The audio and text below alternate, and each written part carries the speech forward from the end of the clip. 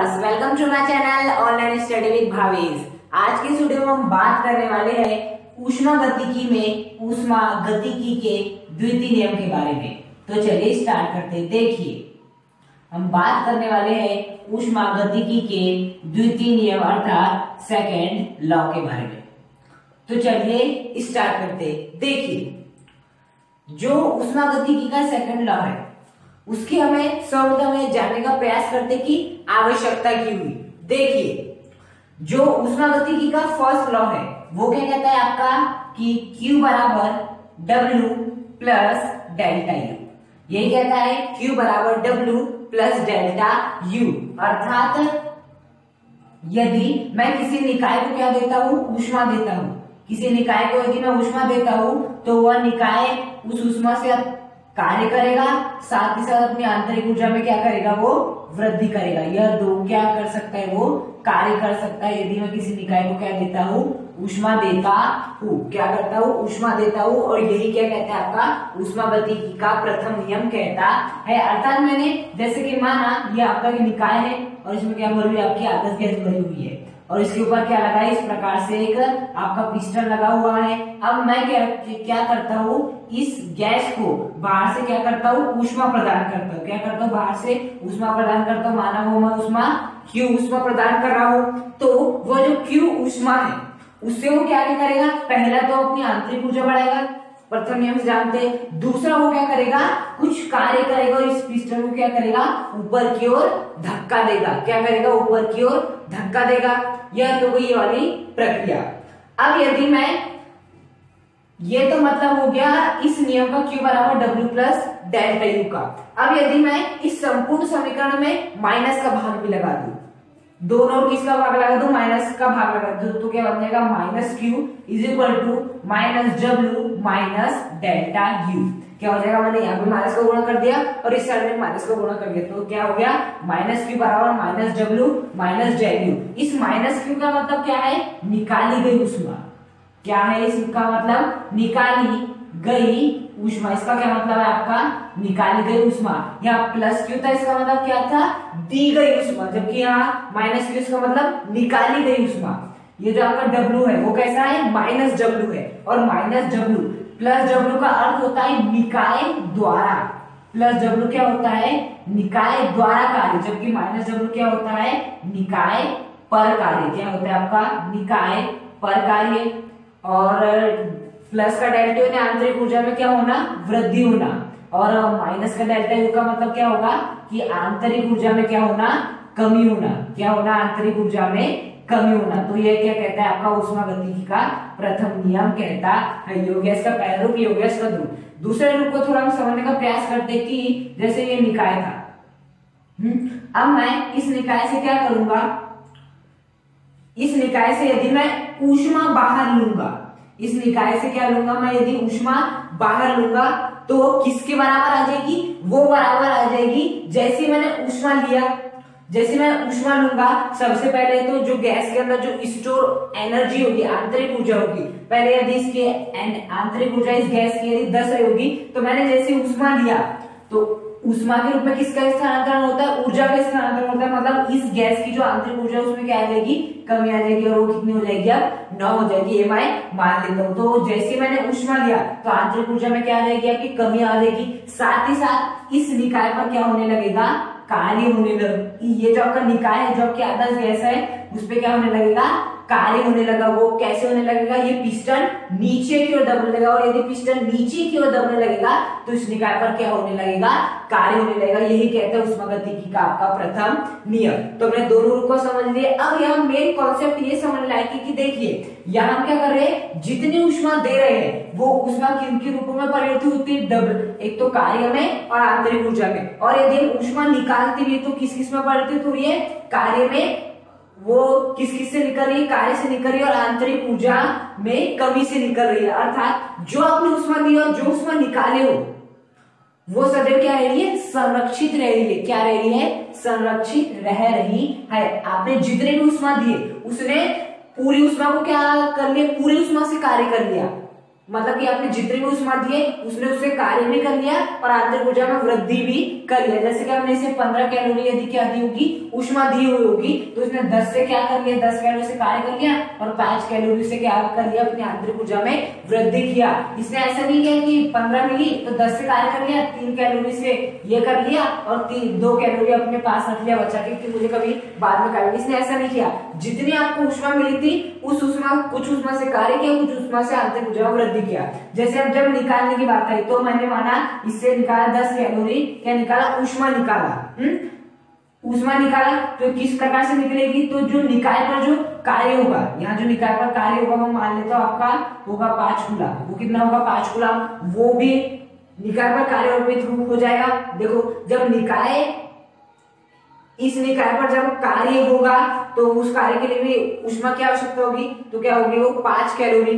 तो जब मैंने निकाला तो आंतरिक ऊर्जा में कमी भी कितनी आ जाएगी, 5 कैलोरी की आ जाएगी। अर्थात मैं जितनी ऊष्मा देता हूँ पूरी उतनी ऊष्मा का क्या कर लेता है, उपयोग कर लेता है, कुछ भी अपने पास संरक्षित नहीं रखता है। यहाँ पे यदि मैं ऊष्मा निकालूंगा तो पूरी तरह से मुझे उसके बाद जितनी ऊष्मा स्टोर थी मुझे दे देता है। ये क्या कहता है, ऊष्मागतिकी का फर्स्ट लॉ कहता है। अर्थात ऊष्मागतिकी का जो फर्स्ट लॉ है वो किस संरक्षण पे आधारित है, वो एक प्रकार से ऊर्जा संरक्षण के नियम पे आधारित है।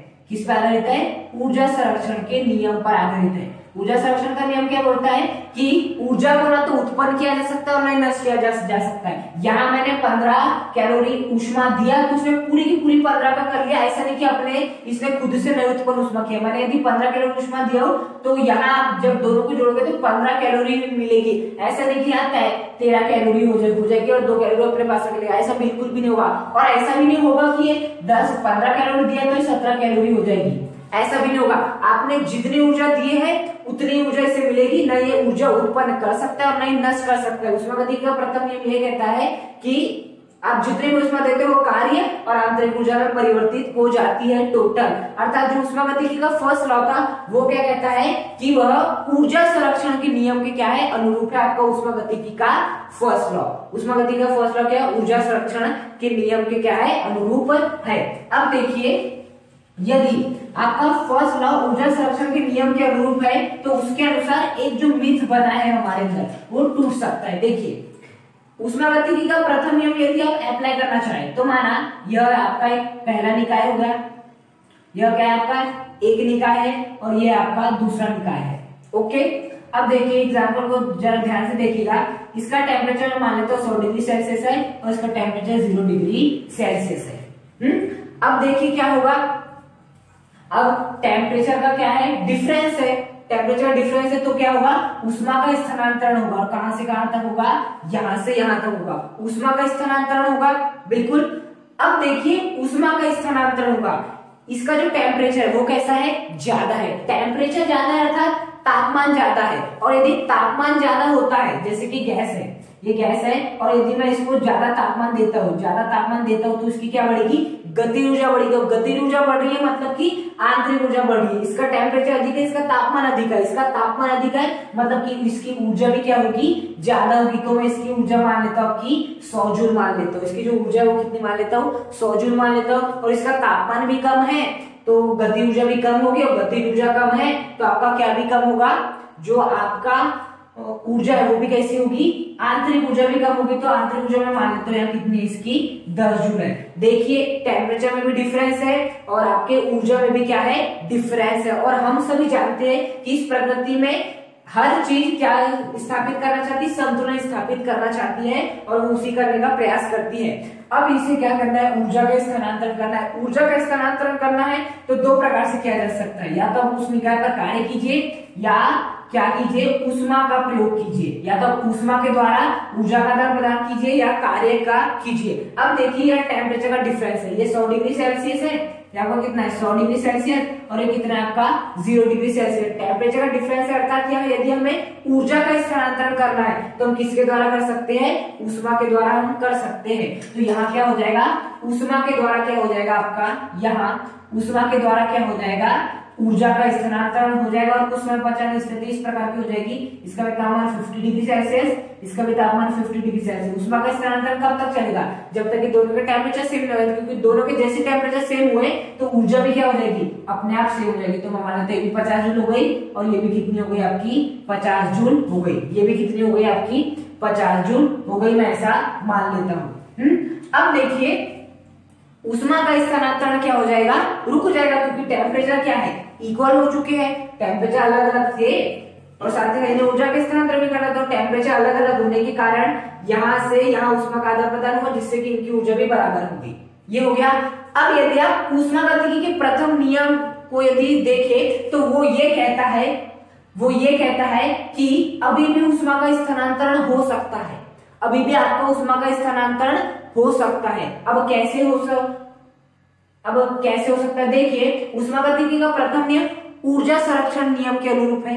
मतलब कि ऊर्जा या ऊष्मा सदैव क्या रहेगी? संरक्षित रहेगी। अर्थात देखिए इसके पहले कितनी थी उसके पास? 100 जूल ऊर्जा थी। अब इसमें क्या किया आपने? 40 जूल ऊर्जा किसे दे दिया? इसे दे दिया। 40 जूल इसे ऊर्जा दे दिया, तब इसकी कितनी? 50 जूल हो गई और इसकी भी कितनी हो गई? कुछ है यास हुआ होगा। और 10 जूल ऊर्जा तो कितनी हो गई? 50 जूल ऊर्जा हो गई। अब इसने ऊर्जा जितनी दिया है वो उस ऊर्जा को वापस भी ले सकता है कि नहीं? मतलब कि यदि उसने इसे 40 जूल ऊर्जा दिया है तो 50 जूल ऊर्जा अर्थात इसने 40 ऊर्जा दिया है, तो उस 40 जूल को क्या कर सकता है? अपनी ओर खींच भी सकता है। लेकिन क्या अभी ऐसे संभव है? बिल्कुल भी संभव नहीं है। क्यों संभव नहीं है? क्योंकि इनका भी टेम्परेचर 50 डिग्री सेल्सियस है, इनका भी टेम्परेचर 50 डिग्री सेल्सियस है। और आप सभी जानते हैं यदि टेम्परेचर का डिफरेंस ना हो यदि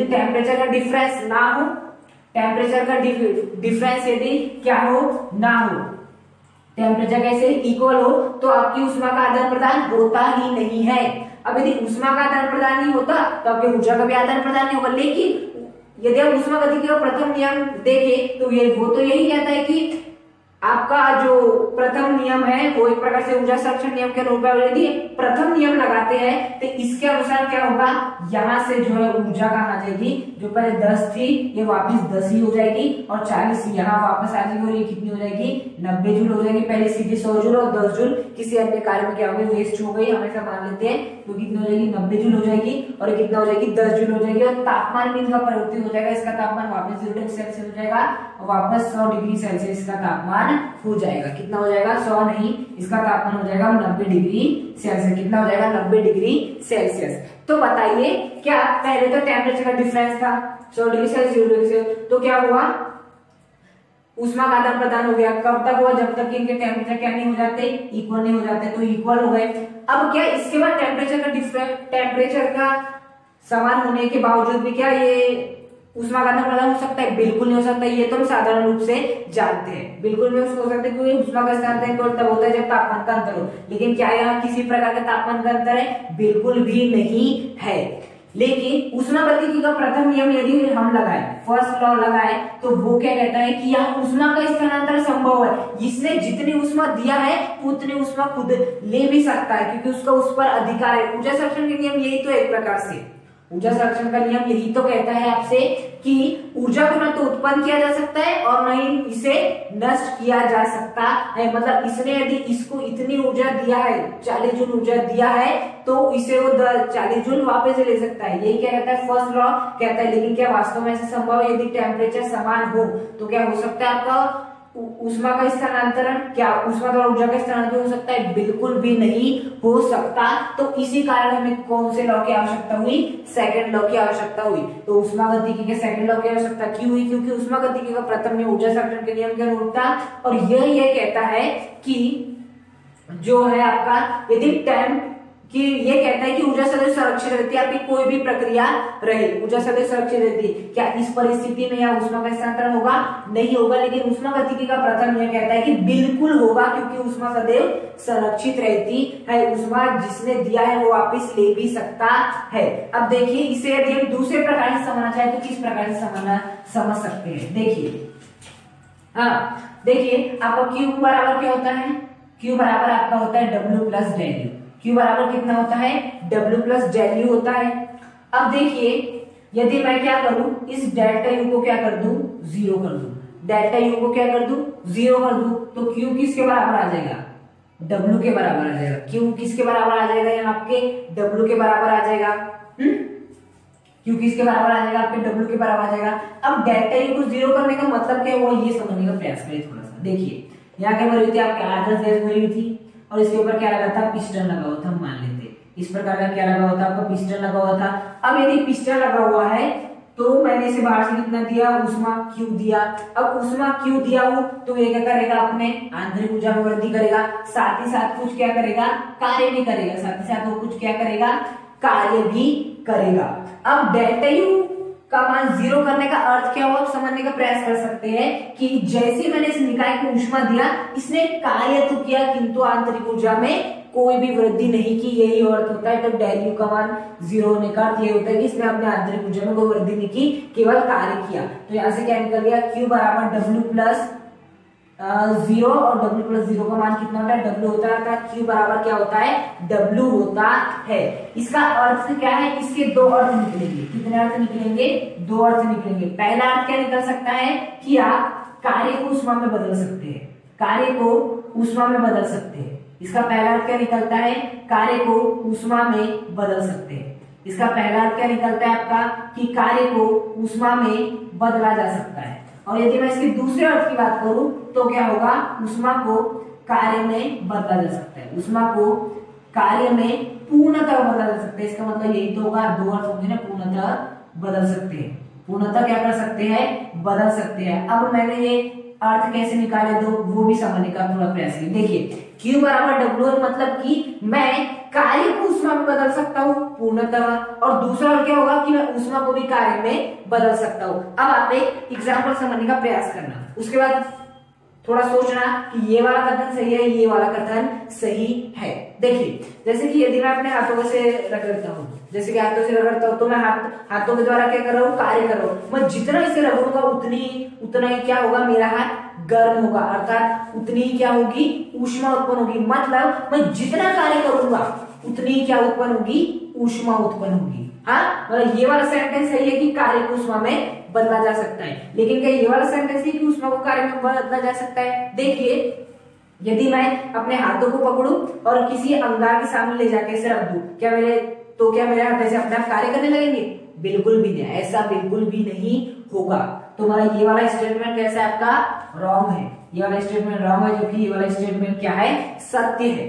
लेकिन यदि आप ऊष्मागतिकी का प्रथम नियम अप्लाई करें तो वो क्या कहता है कि ये भी सही है, ये भी सही है। क्यों? क्योंकि डेल्टा यू को मान यदि मैं 0 कर दूं तो Q बराबर W, और Q बराबर W होने के 2 अर्थ होते हैं, कार्य को ऊष्मा में बदल सकते हैं, ऊष्मा को कार्य में पूर्णतः बदल सकते हैं। 2 अर्थ होते हैं आपके, 2 अर्थ होते हैं इसके। यहाँ भी हम पूर्णतः लिख सकते हैं, कार्य को पूर्णतः ऊष्मा में बदला जा सकता है। 2 अर्थ होते हैं। ऊष्मागतिकी का प्रथम नियम यही कहता है कि दोनों अर्थ संभव है, लेकिन क्या ऐसा व्यवहार में संभव है? बिल्कुल नहीं। आप कार्य को तो ऊष्मा में बदल सकते हो ऐसे करके, लेकिन अंगार के सामने ले जाना, अपने आप ऐसे हाथ कार्य नहीं करने लगेंगे, हाथ जल जाएंगे उल्टा। तो ऊष्मा को हम पूर्णतः कार्य में तो नहीं बदल सकते। यदि कार्य में बदल सकते होते तो अंगार के पास जैसे ले जाते तो अपना हाथ कार्य करने लगते, लेकिन क्या होता है ऐसा? बिल्कुल भी नहीं होता। अर्थात कार्य को ऊष्मा में पूर्णतः बदल सकते हैं किंतु ऊष्मा को कार्य में पूर्णतः नहीं बदल सकते हैं। और जबकि ऊष्मागतिकी का प्रथम नियम यही कहता है कि दोनों कार्य संभव है। यही कारण है कि यही सबसे बड़ी कमी हो गई, यही सबसे बड़ी कमी हो गई। और यही क्या है आपका ऊष्मागतिकी का आपका प्रथम नियम है। सॉरी, ऊष्मागतिकी का क्या है? द्वितीय नियम है कि कार्य को ऊष्मा में बदला जा सकता है किंतु ऊष्मा को कार्य में पूर्णतः नहीं बदला जा सकता है। यही क्या है? ऊष्मागतिकी का द्वितीय नियम है। और ये नियम क्यों आया? ऊष्मागतिकी के प्रथम नियम में थोड़ी सी कमी रह गई। ये बोल रहा था कि Q को हम W में बदल सकते हैं, W को भी Q में, लेकिन हम जानते हैं केवल W को Q में बदल सकते हैं, Q को W में पूर्णतः नहीं बदल सकते हैं। तो ऊष्मागतिकी का द्वितीय नियम यही कहता है कि कार्य को पूर्णतः ऊष्मा में बदला जा सकता है किंतु ऊष्मा को पूर्णतः कार्य में नहीं बदला जा सकता है। यही है आपका ऊष्मागतिकी का द्वितीय नियम। तो ऊष्मागतिकी के द्वितीय नियम की आवश्यकता क्यों पड़ी, हमने वो सीखा। फिर ऊष्मागतिकी का द्वितीय नियम क्या होता है वो सीखा। यदि आपको वीडियो पसंद आए तो इस वीडियो को लाइक करें, चैनल को सब्सक्राइब करें और कमेंट करके मुझे जरूर बताएं कि आपको वीडियो कैसा लगा। Thank you.